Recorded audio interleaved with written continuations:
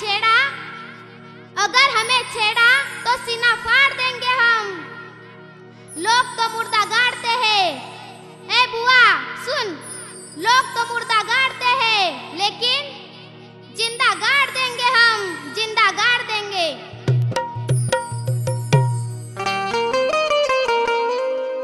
अहो योगेश बुआ, तुमच्या प्रश्नाचे उत्तर ऐका। काशीनगरच्या राजकन्याचे नाव कलावती होते व तिचे डोळे ज्या फुलासारखे दिसायचे त्या फुलाचं नाव कमल असं होतं।